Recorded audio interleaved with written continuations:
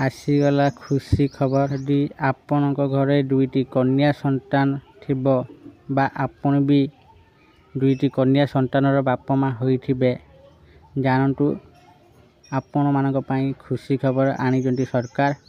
राज्य सरकार आपण मानक पई नुवा स्कीम आनिचंती जेउथिरे आपण मानकु एकाथरके 32 लाख टंका मिलिबो। चलतु आमे आज जानिबा से नुआ स्कीम विषय आउ केमिटी एहाकु अप्लाई करिबा। वीडियो को आरंभ करिबा पूर्व आपण मानक मोर अनुरोध दया करी आपण माने आम चैनल को सब्सक्राइब करजंतु। चलतु वीडियो को आरंभ करिबा। आमर डाक विभाग लोकों को लाभ पाई अनेक प्रकल्प कार्यकारी करुची किंतु लोक माने एही प्रकल्प गुड़िक एवं ए गुड़िक प्रदान करुवा लाभ विषय भल भाव अवगत नहांती। उदाहरण स्वरूप पोस्ट ऑफिस रे रिकरिंग डिपोजिट नामक एक योजना अछि। आपण प्रति मासरे पोस्ट ऑफिस रे एक निर्दिष्ट परिमाणर टंका जमा करि परिबे। एहाकू रिकरिंग डिपोजिट कहा जाय। एही प्रकल्पर अवधि 5 वर्ष।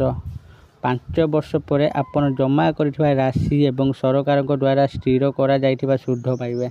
उदाहरण स्वरूप यदि आपण प्रति मासरे 1000 टंका जमा करंती तेबे 5 वर्ष मध्य एहाकू 60,000 टंका होई जिवो।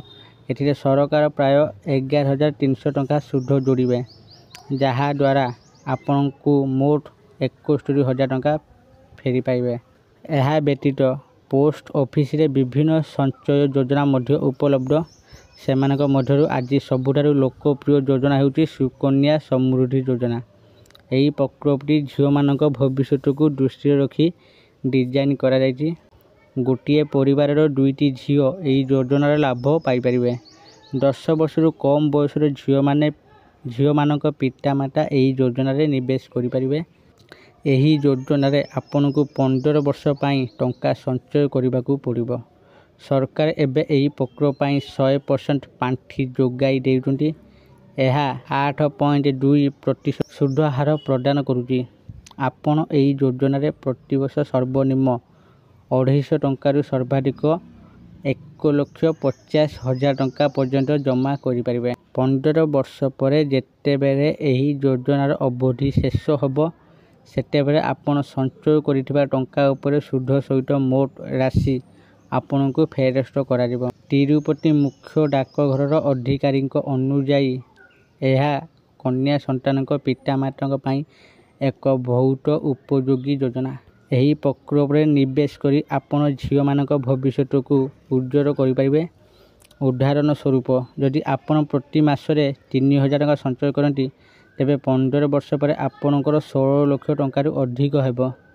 सेही बेरे जदि घरे 2 जन झियों पई दुईटी संचय खाता खोला जाए तेबे झियों को 32 लाख टंका मिलिबो। एही योजना पई किपरि आवेदन करिवे आपण आपणक अंचलर विधायक एवं सांसदक निकट को जाई एही योजना अधीन आवेदन करि परिबे। से माने आपणक आवेदन डॉक्टर आंबेडकर फाउंडेशन को पठाइबे। एहा सहित आपण एही योजना अधीन फॉर्म पूरण करी राज्य सरकार एवं जिला कार्यालय को मध्य दे परिबे।